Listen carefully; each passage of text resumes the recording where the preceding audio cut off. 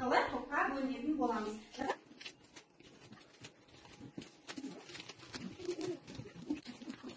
Оқушылар, өткен тақырыпты қайталау мақсатында мен сіздерге сұрақтар қоямын. Топ лақтыру ойынымен біз өткен тақырыптарды қайталайтын боламыз. Жақсы? Нұржан, сұрақ қой. Дыбыс дегеніміз не? Дыбысты естиміз, айтамыз, жазамыз. Жарайсың. Әріп дегеніміз не? Әріп дегеніміз не? Жазамыз. Дұрыс айтасыңдар. Дауысты дыбыс дегеніміз не, Адия?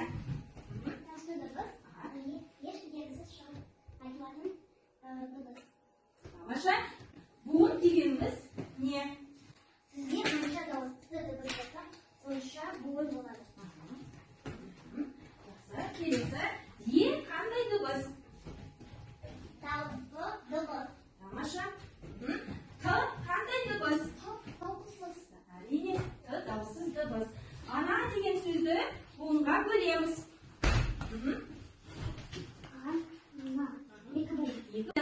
Бұл тапсырманы өте жақсы орындадыңдар. Енді сендердің алдарында суретті құрастыру тапсырмасы жатыр. Барлығын жақындаймыз. Қандай сурет қиындылардан қандай сурет шығады екенін қарастырамыз.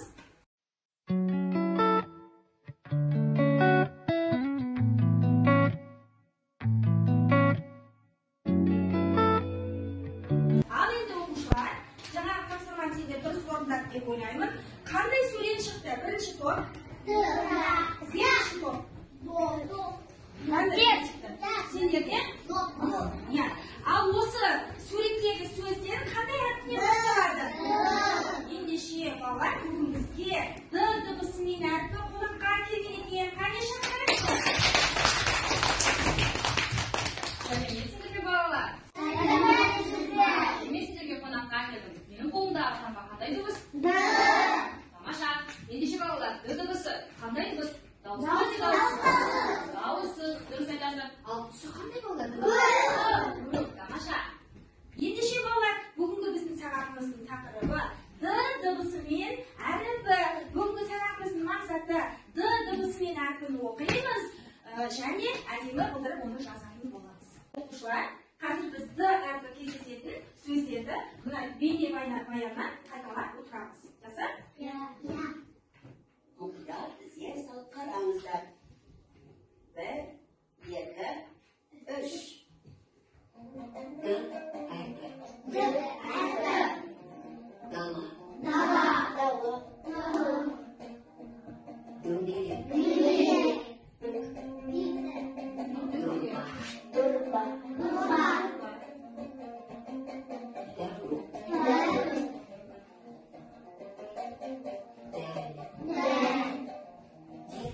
Диірмен. Дастархан.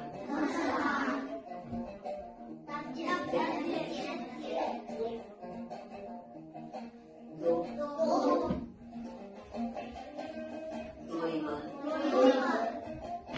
Дәрігер.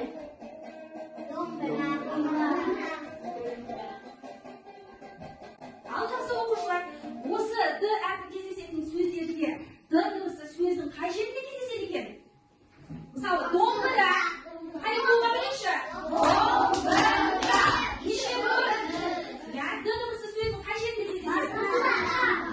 Және сөздің ортасында кездеседі? Мысалы, орындық деген сөзді болға бөлейік. Осы жерде неше буын бар? 3 буын бар. Нешінші буында? Үшінші. Демек, Д дыбысы сөздің қай жерінде тұр? Сөздің ортасында тұр. Демек, балалар, Д дыбысы сөздердің басында кездеседі және сөздің ортасында кездеседі екен. Оқушылар, оқулықпен жұмыс жасаймыз. Біздің әліппе кітабымызда теория тапсырма бар. Тыңдалың. Қазір сол тапсырманы орындайтын боламыз. Тыңдаймыз. Дос болсаң, берік бол, досыңа серік бол. Қайталаймыз. Дос болсаң, берік бол, досыңа серік бол. Ойындар, дос дегеніміз кім? Сендерде достарың бар ма? Достар қандай болу керек бір-бірімен? Достарды ренжітуге бола ма? Досты ренжітуге болмайды. Досқа қандай жағдайда көмектесу керек? Дұрыс айтасың. дәптердегі сөздерді, жаңа сөздерді буындап оқимыз, таныс сөздерді тұтастап хормен оқимыз. Жақсы? Ал кеттік. 1, 2, 3.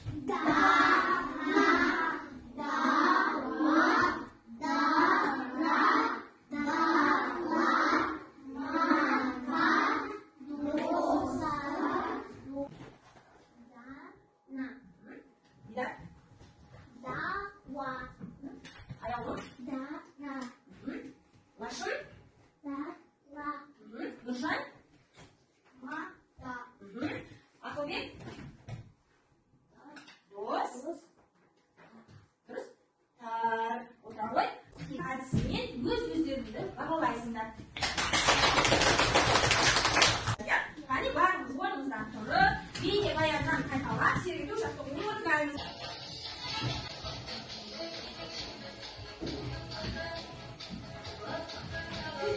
Д әрпінің бас әрпін және кіші әрпін әдемі көркем қылып жазатын боламыз. Д әріптерінің жазылуын сіздерге түсіндірейін. Мынау Д әрпінің қандай түрі?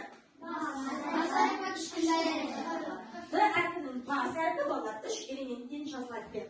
Бірінші элементі жоғарыдан төмен қарай ілмек түсіреміз. Оның аяқ жағын бұрап береміз. Бұл екінші элементі. Үшінші элементі дөңгелек жасаймыз. Бұл Д әрпінің бас әрпінің жазылуы. Екінші Д әрпінің кіші әрпі. Бұл екі элементтен тұрады. Бірінші элементі жоғарыдан төмен қарайғы бағытта дөңгелек жасаймыз да, оған ілмек қосамыз. Бұл Д әрпінің кіші әрпі. Жақсы? Енді осы әріпті біз тақтан ауада жазайық. Жақсы? Ал бәріміз қолдарымызды көтереміз, қаламдарымызды көтереміз, қаламды қолымызға ыңғайлы ұстап аламыз. Енді жазамыз. Д әрпінің бас әрпін жазамыз. Жоғарыдан төмен қарай ілмек жасаймыз. Ілмектің аяқ жағын бұраймыз да, дөңгелек жасаймыз. Бұл Д әрпінің бас әрпі. Енді Д әрпінің кіші әрпін жазамыз. Бұл екі элементтен тұрады. Бірінші дөңгелек жасаймыз, оған ілмек қосамыз. Жақсы ма балалар? Ендеше әліппе дәптерге осы әріпті әдемі қылдырып жазамыз. Дәптерлеріңді аша қойыңдар.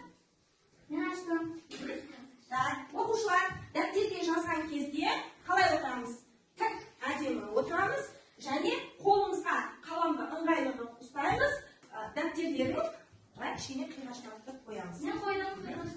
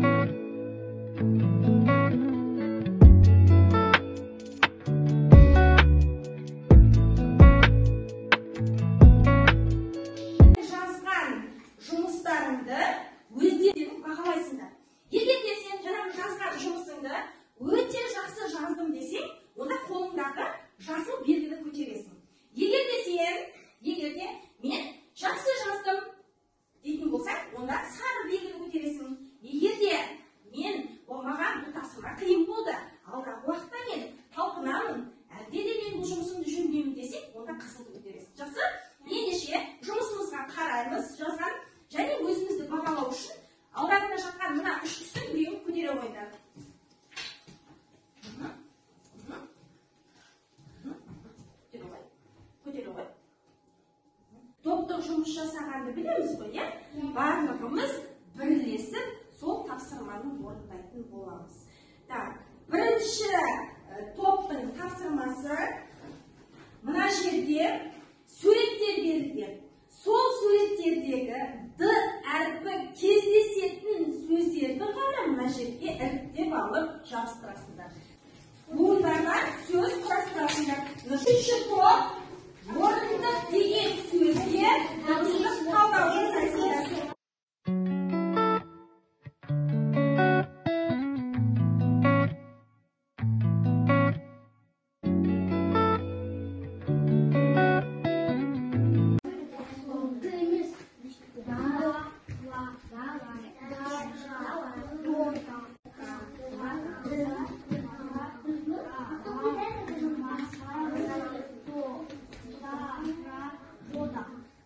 Егер жұмыстарыңды аяқтап болса,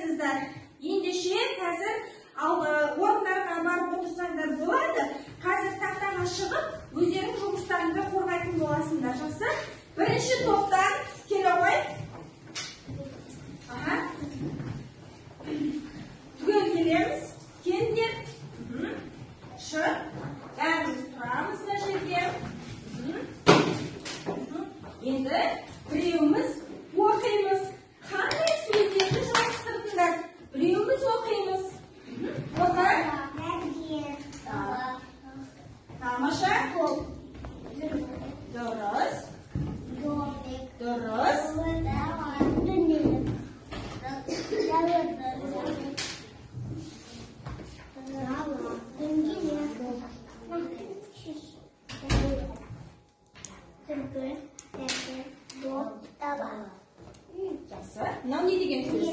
Және мынау қандай сөз? Дидар, мынау қандай сөз? Ал жұмыстарына қараймыз. Жұмыстар оңайды ма? Қандай баға бересіңдер? Бас бармақ белгісін береміз. Бәріміз көтерейік. Қандай сөздерді шығардыңдар?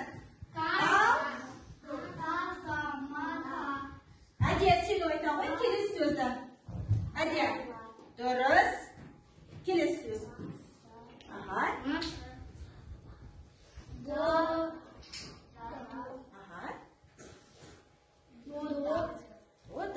Тамаша.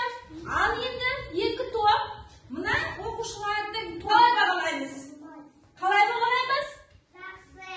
Міне балалар, сендердің алдарында үшінші топ өздерінің жұмыстарын қорғап алып тұр, иә? Бұлар орындық деген сөзге дыбыстық талдау жасаған екен. Ал Гүлайым айта ғой, о қандай дыбыс? Дауысты дыбыс. Тамаша. Р қандай дыбыс? Дауыссыз дыбыс. Тамаша. Аңғарай? Дауысты дыбыс. Так. Аңғарай? Дауыссыз дыбыс.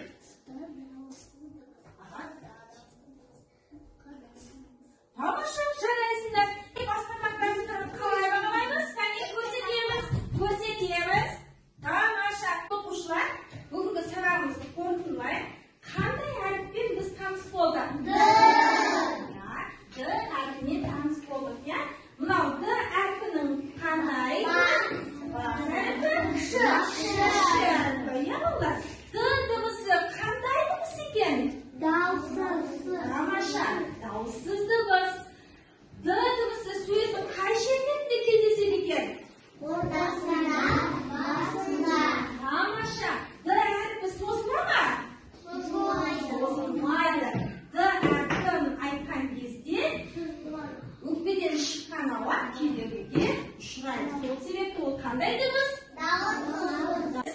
TikTok әдісімен сабаққа кері байланыс беретін боламыз. Жақсы? Егер де сабақ сендерге түсінікті болса, тапсырмаларды түсінікті орындай алсаңдар, сабақ сендерге ұнаса, онда алдарында жатқан мынандай жүрекше белгімен көтересіңдер. TikTokта біз ұнаған затқа, ұнаған дүниеге айтпасамыз ғой. Демек біз сабаққа айтпасамыз жүрекшелермен сабақ ұнаса, жүрекшені көтереміз.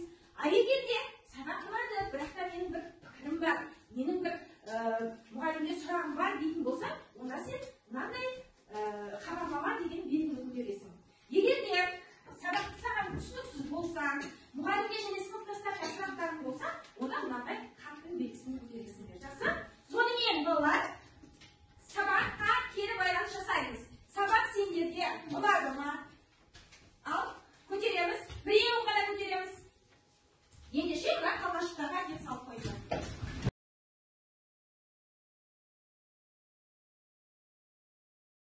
Сабағымыз аяқталды. Үйде Д дыбысы мен әріпін оқып жазып келетін боламыз.